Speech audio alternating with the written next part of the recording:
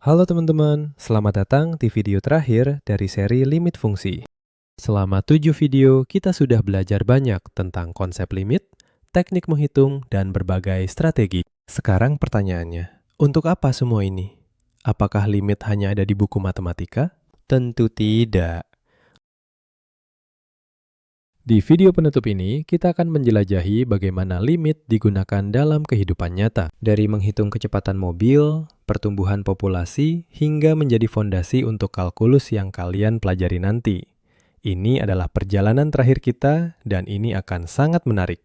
Mari kita mulai. Aplikasi pertama, menghitung kecepatan sesaat. Bayangkan, mobil bergerak dengan posisi ST sama dengan T kuadrat plus 3T meter. Pertanyaannya, berapa kecepatan mobil pada saat T sama dengan 2 detik? Kecepatan adalah perubahan posisi dibagi perubahan waktu. Tapi kalau kita ambil interval waktu yang besar, itu kecepatan rata-rata, bukan kecepatan pada saat tertentu. Untuk mendapat kecepatan sesaat, kita perlu interval waktu yang sangat-sangat kecil, mendekati 0. Disinilah limit berperan. Mari kita hitung. Posisi di 2 per delta T dikurangi posisi di 2 dibagi delta T. Setelah ekspansi dan penyederhanaan, kita dapat 7 delta T plus delta T kuadrat dibagi delta T. Coret delta T, tersisa 7 plus delta T. Ketika delta T mendekati 0, hasilnya 7 meter per detik. Inilah kecepatan mobil pada saat T sama dengan 2 detik. Proses ini adalah dasar dari konsep turunan dalam kalkulus. Mari kita visualisasikan. Pada grafik posisi terhadap waktu, kecepatan rata-rata adalah kemiringan garis yang menghubungkan dua titik. Perhatikan apa yang terjadi ketika interval waktu kita perkecil terus. Garis tersebut semakin dekat dengan garis singgung kurva di titik T sama dengan 2. Ketika interval mendekati 0, garis sekan berubah menjadi garis singgung. Dan kemiringan garis singgung ini adalah kecepatan sesaat. Inilah interpretasi geometris dari limit yang kita hitung tadi. Konsep ini sangat fundamental dalam fisika dan kalkulus. Limit juga digunakan untuk menghitung laju perubahan dalam berbagai konteks. Contoh pertama, pertumbuhan tanaman. Jika tinggi tanaman HT sama dengan 5 akar T cm, berapa cepat tanaman tumbuh pada hari keempat? Kita gunakan limit untuk menghitung laju pertumbuhan sesaat. Hasilnya 5 per 4 cm per hari atau 1,25 cm per hari. Contoh kedua, perubahan suhu. Jika suhu ruangan TT sama dengan 30 minus 2T derajat Celcius, laju pendinginannya adalah minus 2 derajat per menit.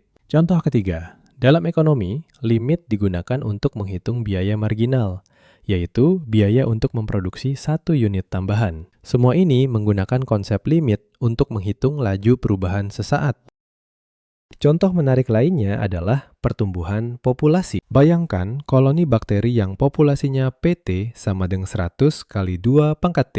Pada jam ketiga, berapa cepat populasi bertambah? Kita gunakan limit P di 3 plus delta T minus P di 3 dibagi delta T ketika delta T mendekati 0. Setelah manipulasi, kita dapat 800 kali 2 pangkat delta T minus 1 dibagi delta T. Limit ini melibatkan konsep yang lebih lanjut yang terkait dengan logaritma natural. Hasilnya sekitar 554 bakteri per jam. Limit membantu kita memahami laju pertumbuhan populasi yang sangat penting dalam biologi, epidemiologi, dan ekologi. Tahukah kalian bahwa pi bisa didekati menggunakan limit? Metode kuno dari Archimedes menggunakan segi banyak beraturan. Bayangkan segi 6 beraturan di dalam lingkaran. Keliling segi 6 ini lebih kecil dari keliling lingkaran. Sekarang kita tambah sisinya jadi 12, 24, 48, dan seterusnya. Semakin banyak sisi, segi banyak, semakin mirip dengan lingkaran. Keliling segi beraturan dengan jari-jari R adalah 2nr kali sinus pi per n. Untuk mendapat nilai pi, kita ambil limit ketika n menuju tak hingga. Ini adalah salah satu cara historis untuk menghitung pi dengan presisi tinggi. Indah bukan? Bagaimana limit digunakan untuk memahami konstanta fundamental matematika? Sebelum kita tutup, ada satu konsep bonus yang terkait erat dengan limit.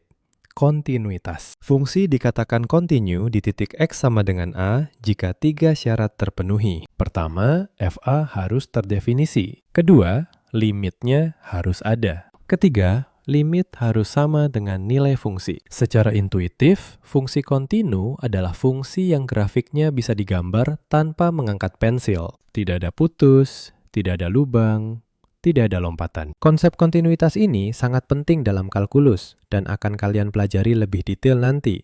Tapi fondasinya ada di sini, limit. Mengapa limit begitu penting?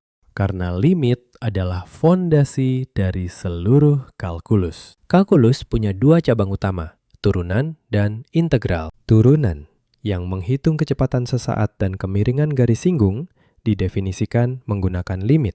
Integral, yang menghitung luas di bawah kurva dan akumulasi perubahan, juga didefinisikan menggunakan limit. Tanpa memahami limit, kalian tidak bisa memahami kalkulus. Jadi, apa yang kalian pelajari dalam 8 video ini bukan hanya materi kelas 11, tapi fondasi untuk matematika tingkat lanjut yang akan kalian pelajari nanti.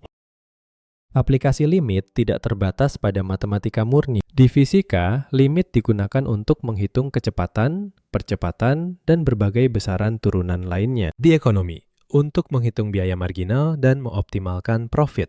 Di biologi, untuk memodelkan pertumbuhan populasi dan penyebaran penyakit. Di teknik, untuk analisis struktur dan sistem kontrol. Bahkan di ilmu komputer, untuk algoritma optimasi dan machine learning, limit ada di mana-mana. Dengan menguasai limit, kalian membuka pintu ke begitu banyak bidang ilmu pengetahuan. Luar biasa, kita sudah menyelesaikan perjalanan 8 video tentang limit fungsi. Di video 1, kita belajar konsep dasar limit.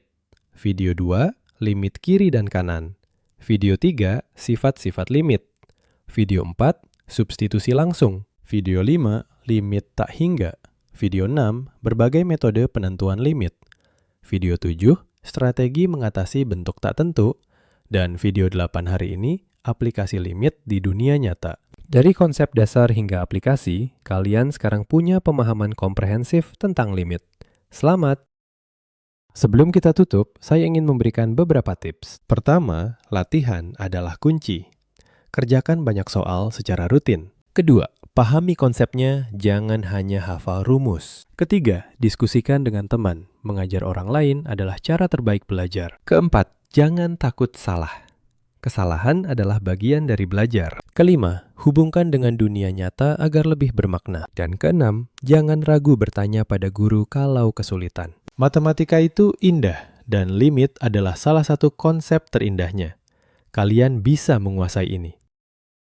Baik teman-teman, kita sudah sampai di akhir seri limit fungsi. Terima kasih sudah setia mengikuti dari video pertama sampai yang terakhir ini. Saya harap kalian tidak hanya paham konsep limit, tapi juga menghargai keindahan dan kegunaannya. Limit bukan hanya materi ujian, tapi alat powerful untuk memahami dunia di sekitar kita. Jangan lupa like video ini, subscribe channel untuk materi matematika lainnya, share ke teman-teman kalian yang mungkin membutuhkan, dan tulis di kolom komentar topik apa yang ingin kalian pelajari selanjutnya. Tetap semangat belajar. Sampai jumpa di seri berikutnya.